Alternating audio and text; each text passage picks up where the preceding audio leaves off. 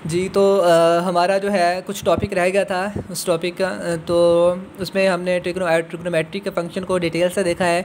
उसके बाद हमने अब ट्रिग्नोमेट्रिक आइडेंटिटीज़ के बारे में बात करना है कि हमने साइन कॉस उसके एंगलों को देखा कि वो किस तरह से एंगलों में जो है वो चल रही होती हैं चीज़ें, उसका ग्राफ कैसे होता है, साइन कोसाइन हो या टेंजेंट हो, ठीक है। इसके अलावा उनका ग्राफ जो है उनमें एंगल का क्या काम है और वो एंगलों में कोऑर्डिनेट सिस्टम में किस तरह से बिहेव करते हैं, पॉजिटिव कब आता है, नेगेटिव कब आता है, ये हम जो है वो बड़ी डिटेल के साथ जो है वो पिछले लेक्चर में हम देख चुके हैं। आज हम इसकी बेसिक कुछ आइडेंटिटीज़ को देखेंगे, उसके अलावा हम इसका कुछ क्वेश्चन करेंगे। तो ये शॉर्ट के लिहाज से आपके पास बहुत ज़्यादा इंपॉर्टेंट जो है वो लेक्चर है। तो इसमें सबसे पहले हम रेसिप्रोकल आइडेंटिटीज़ की बात करते हैं। तो अगर आपने मेरा पिछला लेक्चर जो है वो अच्छे से तैयार कर लिया है तो आपको ये बआसानी समझ आ जाएगी कि मैंने उसमें भी बताया था कि साइन का उलट जो है वो कोसिकन होता है और कॉस का उलट जो है वो सीकन होता था, ठीक है। इसी तरह ये देखें, साइन का उलट कोसिकन है, यानी कि आप कोसिकन को अगर यहाँ पे लिखें तो कोसिकन जो है वो इक्वल टू हमारे पास जो है, तो जो हमारे पास जो है ना वो इक्वल टू जो है कोसिकन जो है 1/sin आ जाएगा। तो कॉस को हम 1/सीकन लिख सकते हैं, सीकन 1/कॉस होता है। तो टेन जो है हमारे पास 1/कॉट होता है, कॉट को 1/tan लिख सकते हैं। यानी कि साइन का कोसिकन, कॉस का सीकन, टेन का कॉट, ये आपस में रेसिप्रोकल होते हैं। कोएफिशिएंट क्या होता है, टेन होता है साइन बटा कॉस, कॉस चूँकि टेन उलट है कॉट का तो कॉट लिखेंगे तो वैल्यू उल्टा दी जाएगी, कॉस बटा साइन कर दिया जाएगा। तो पीरियोडिक फंक्शन कौन से होते हैं, देखिए पीरियोडिक फंक्शन हमारे पास किस तरह के होते हैं, तो वो तमाम तर फंक्शन जो अपनी वैल्यूज़ को रिपीट करवा देते हैं। कैसे, यहाँ पे मैं कुछ लिख देता हूँ। जी हमारे पास जो है, अगर मैं कहूँ जी कि साइन 2π प्लस थीटा, अगर आपको याद हो मैंने कहा था सर्कल कंप्लीट करने के बाद अगर एंगल जो आ रहा है तो वो सिर्फ सर्कल कंप्लीट होगा, एंगल सिर्फ वही देखा जाएगा, ठीक है। अगर आपको याद हो मैंने सर्कल में बताया था कि अगर आपके पास जो है, अगर ये आपके पास लेट अस सपोज एक सर्कल है तो यहाँ पे 0 और ये 90 डिग्री है, तो अगर हम एंगल को 360 तक घुमा के ले आते हैं तो 361 भी वही वैल्यू देगा जो सिर्फ 1 देगा। 360 तो सिर्फ एक सर्कल कंप्लीट करवाने में जो है हमारे पास इस्तेमाल हुआ है, तो ये सिर्फ और सिर्फ जो है वो साइन ऑफ थीटा ही रहेगा। आप चाहे यहाँ पे कॉस की बात कर लें, ठीक है, तो वो भी 2π प्लस थीटा जो है वो हमारे पास कॉस थीटा की इक्वल ही रहेगा। आप चाहे टेंजेंट की बात कर लें तो टेंजेंट में भी हमारे पास जो है चाहे वो 2π प्लस थीटा, आपके पास कोई भी फंक्शन है तो सर्कल कंप्लीट होने से उसमें किसी किस्म की कोई चेंज नहीं आती। कोऑर्डिनेट सिस्टम में अपने आपकी वैल्यूज़ को पॉजिटिव नेगेटिव जो है वो शो करवा रहे होते हैं, ठीक है।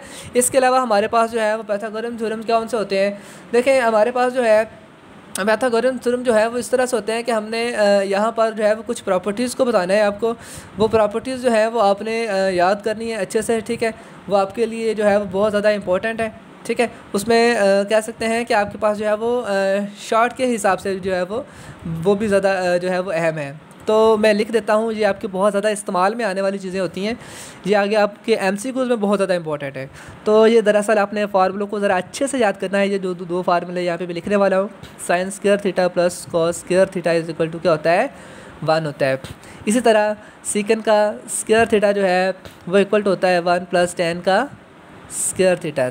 आपने इन दोनों फंक्शन को अच्छे से याद रखना है, ठीक है। इनकी मदद से हम क्वेश्चंस को भी करते होते हैं, ठीक है।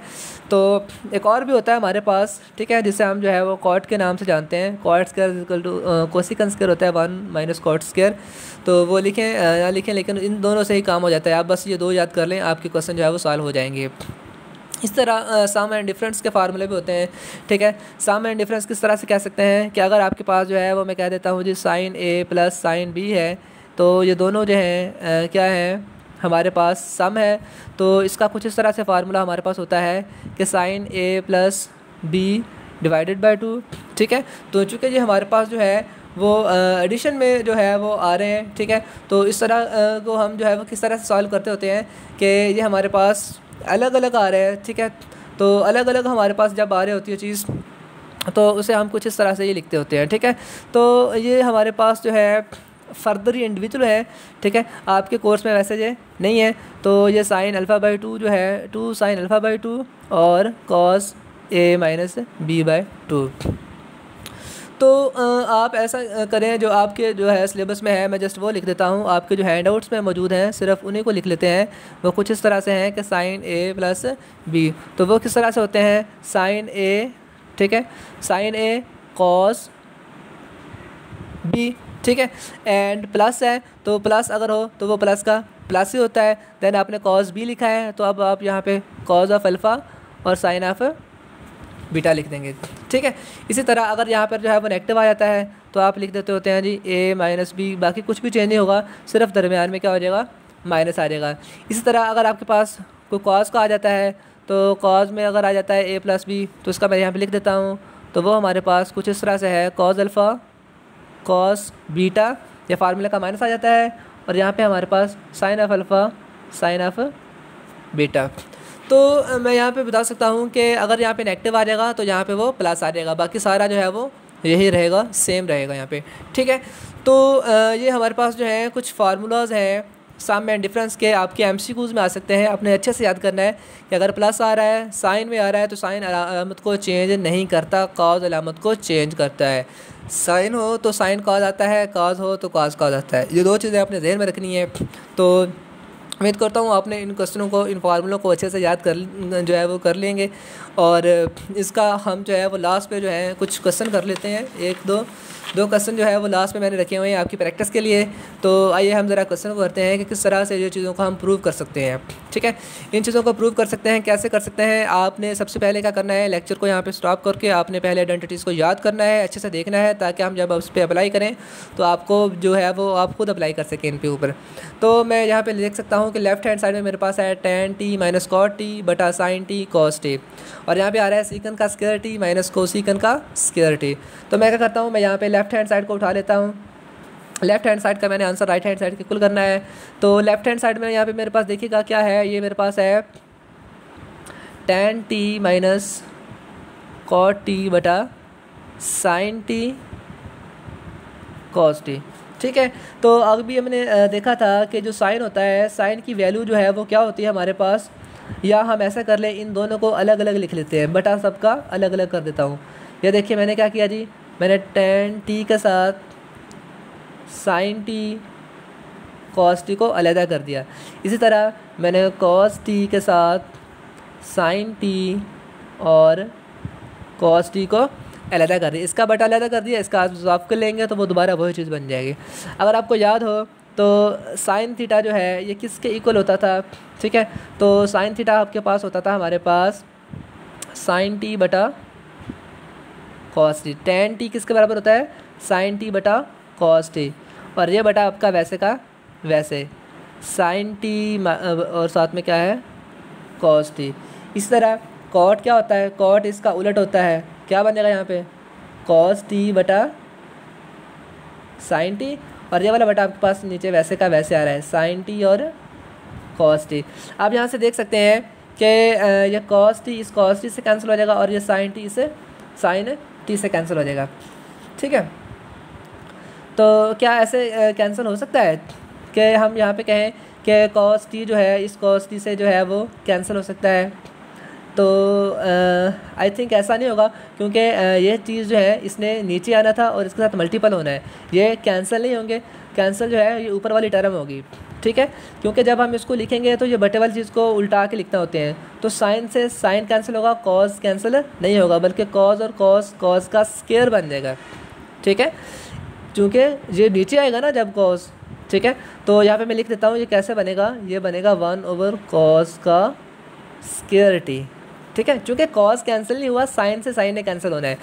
ये चूँकि बटे में है तो ये बटे में इसके साथ आ जाएगा, इसने उल्ट के ऊपर जाना है, तो ये कैंसिल होंगे ना कि ये कैंसिल होगा। तो ये बन जाएगा मेरे पास 1/sin का स्क्वायर टी, ठीक है।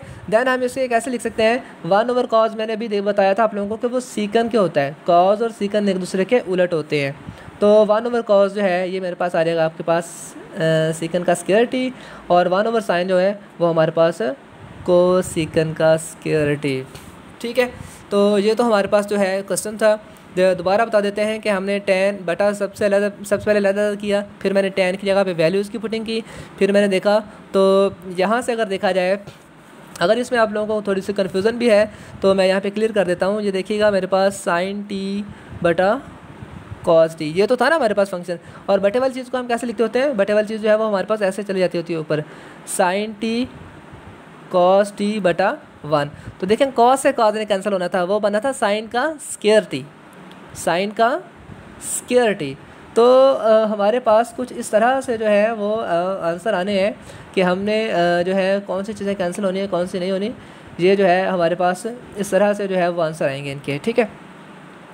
तो यहाँ पर मज़ीद अगर हम देखते जाएं तो इसमें हमारे पास जो है एक और मैंने क्वेश्चन लिखा हुआ है यहाँ पे, तो वो हमारे पास है find the value of cos 165। तो इसको कैसे सॉल्व करेंगे, देखें हमारे पास जो है हम कॉस 165 को जो है किस तरह से लिख सकते हैं। ये हमारे पास जो है देखें, आपने इसको लिखना है सबसे पहले एंगल के हिसाब से। आपने किसी भी फंक्शन के साथ आप ऐसे लिख सकते हैं कि कॉस ऑफ जो है 240 लिख दें, चाहे आप माइनस कर लें, ठीक है, जो आपको मुनासिब लगे। हाँ जी, क्या कह रहा हूँ मैं, किस तरह से मुनासिब लगे। देखें आपके पास जो है 165 जो है वो किस तरह से है कि आप 165 को 180 में कुछ ऐड करके 180 में से भी कम प्लस माइनस करके लिख सकते हैं, ठीक है। और 210 से भी आप माइनस करके लिख सकते हैं, आपको 165 ही मिलेगा, ठीक है। फिर आपको याद हो मैंने अभी पीछे कॉस का फार्मूला बनाया था, तो वो मैं कॉस का फार्मूला उसके अकॉर्डिंगली जो है वो ओपन कर देता हूँ। 271 कॉस 40 चूँकि माइनस है वो प्लस आ जाएगा, एंड यहाँ पे साइन आ जाएगा, और साइन जो है वो 210 और जो है वो साइन ऑफ 55 डिग्री। तो ये देखें कैसे आएगा। ये हमारे पास सर्कल था, आपको अगर जवानी याद हो तो सर्कल के अंदर हमारे पास यहाँ से जो होती है वो 90 डिग्री होती है, ये हमारे पास 180 डिग्री होती है।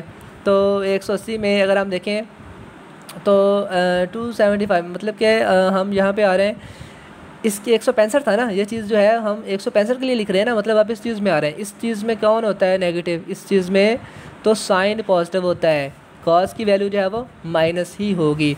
क्योंकि ये 210 है तो 210 भी यहाँ पे है और यहाँ पे भी हमें पता है कॉस नेगेटिव होता है, सही है। तो यहाँ पे भी कॉस नेगेटिव ही होता है, लिहाजा यहाँ पे जो है इसमें जो है 30 ऐड करेंगे तो 30 जो है वो हमारे पास होता है 300/2। आपने वैल्यूज़ को ज़ुबानी याद रख लेना है, चाहे आप इसे कैलकुलेटर से याद कर लें। तो ये हमारे पास होता है 100/2, ये हमारे पास होता है प्लस हो जाता है, और 210 की वैल्यू होती है हमारे पास यहाँ पे। चूँकि ये हमारे पास जो है 2 यहाँ पे भी जो है वो नेगेटिव होता है, साइन यहाँ पे भी नेगेटिव होता है, और इसकी वैल्यू जो है वो 1/2 तो थी ही, साथ -1 आ जाएगा, और ये हमारे पास आता है 1/2 का स्क्वायर रूट। तो इस तरह ये हमारे पास कुछ इस तरह से बन जाएगा, इसका 3/2 2 और ये माइनस बाहर आ जाता है, और 1/2 2 तो 2 जो है वो ऐसे आ जाएगा, और -3 और माइनस का 1 हमारे पास जो है वो कुछ इस तरह से यहाँ पे आंसर आ जाएगा, सही है। तो देन जो है वो हमारे पास हम कैसे लिख सकते हैं इस चीज़ को कि हमारे पास इसको ये भी आंसर ठीक है, आप इसे फर्दर जो है इसको 200 करके भी लिख सकते हैं, और आपका आंसर ये भी ठीक है। तो अब आपको किसी भी किस्म की चीज़ को, किसी भी तरह की प्रॉब्लम हो, किसी फार्मूले में हो, ठीक है, तो आपने ज़रूर मुझसे पूछना है, ठीक है। किसी किस्म की कोई कन्फ्यूज़न हो तो आपने मुझसे जो है वो लाजमन जो है वो पूछ लेना है, ठीक है। All the best.